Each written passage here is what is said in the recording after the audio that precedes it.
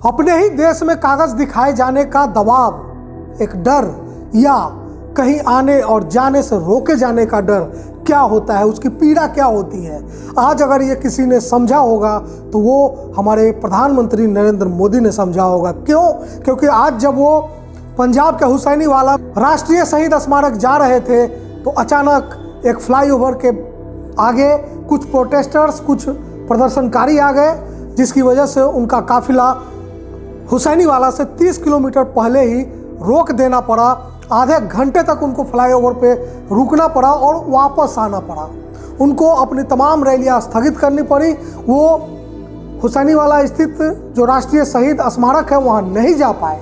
अब सोचिए, हालांकि एक जो सबसे बड़ी खबर है कि जो एनआई के हवाले से आई है, वो ट्वीट भी किया गया और ये दावा किया गया है कि प्रधानमंत्री ने जब वहाँ नहीं जाने का फैसला किया इस प्रोटेस्ट की वजह से, और जब वापस वो चलने लगे तो पंजाब सरकार, पंजाब पुलिस के अधिकारियों से उन्होंने एक लाइन कही कि जाकर थैंक्स बोल देना अपने सीएम को कि मैं यहाँ से जिंदा वापस जा रहा हूँ।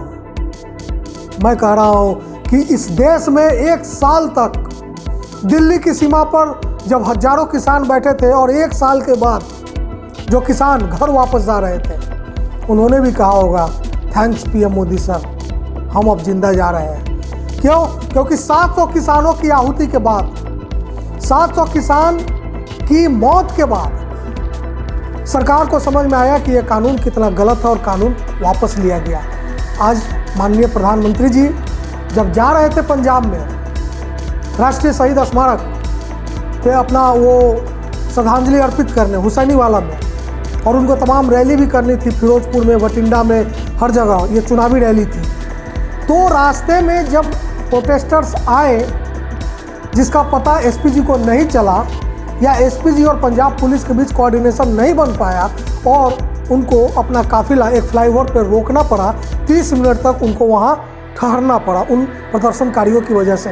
हालांकि गृह मंत्रालय ने इसको सुरक्षा चूक बताया है। वाकई ये सुरक्षा चूक है, इसलिए है कि एसपीजी और तमाम एजेंसियां लगी रहती है प्रधानमंत्री के दौरे के मद्देनज़र। वहाँ पे 1-1 किलोमीटर पर तमाम सूचनाएं जो हैं एक दूसरे के साथ शेयर की जाती है। यहाँ ऐसा क्या हुआ कि एसपीजी को पंजाब पुलिस ससमय टाइम रहते सूचना नहीं दे पाई? तो ये एक मसला है, लेकिन जो इसके राजनीतिक निहितार्थ है वो समझना ज़्यादा जरूरी है। जो सिक्योरिटी ब्रीच का मामला है वो अधिकारी तय करेंगे, वो जांच करेंगे, वो देखेंगे किसकी गलती थी, उसके अकॉर्डिंगली आगे एक्शन होगा। लेकिन जो इसके राजनीतिक निहितार्थ है वो ये है कि इस वक्त पंजाब में चुनाव है, किसान दिल्ली से वापस अपने घर जा चुके हैं और ये सब जानते हैं कि पंजाब के किसान ही सबसे ज़्यादा मुखर थे इस आंदोलन में। और अब बारी प्रधानमंत्री जी की है कि वो जाए पंजाब अपने पार्टी के प्रचार प्रसार के लिए। लेकिन क्या ये इतना आसान होगा?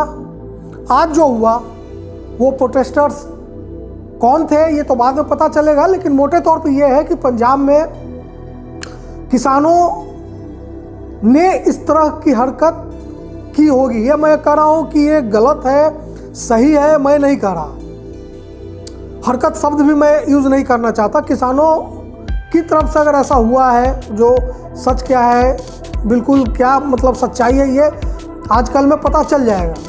लेकिन जो इसके मैं बार बार कह रहा हूँ कि जो पॉलिटिकल मीनिंग है वो यही है कि किसान अब भी नाराज़ हैं, या किसान ये सोच रहे होंगे कि जब हम दिल्ली गए थे तो हमारे साथ क्या सलूक हुआ था, अब हम अपने यहाँ वैसे लोगों को नहीं आने देंगे। हालांकि ये गलत है, ये डेमोक्रेसी है और ये उतना ही गलत है जितना कि अपने देश के अपने ही नागरिकों से कागज़ दिखाने अन्यथा देश छोड़ने या डिटेंशन कैंप में डालने की बात होती है, ये उतना ही गलत है। हर किसी को हर कहीं आने जाने का अधिकार है, फिर चाहे वो एक आम आदमी हो या इस देश का प्रधानमंत्री, सब बराबर है इस मामले में, संविधान के सामने, देश के सामने, लोकतंत्र के सामने। जिन लोगों ने भी हरकत की है गलत किया है, ऐसा नहीं करना चाहिए था। इसलिए नहीं करना चाहिए था क्योंकि अगर आपकी कोई शिकायत है जो कि बहुत हद तक दूर की जा चुकी है कृषि कानूनों को हटा करके, तो बातचीत करना चाहिए, अपनी मांग रखनी चाहिए, लेकिन इस तरह से सिक्योरिटी ब्रीच नहीं किया जाना चाहिए था। यह गलत है, लेकिन इससे सीखने की ज़रूरत यही है कि अपने देश के लोगों के साथ अपने देश के नागरिकों के साथ, इस देश के किसानों के साथ, छात्रों के साथ, नौजवानों के साथ, गरीबों के साथ किस तरह का व्यवहार करना जरूरी है। आप देखते रहिए फाइनल पोस्ट। नमस्कार।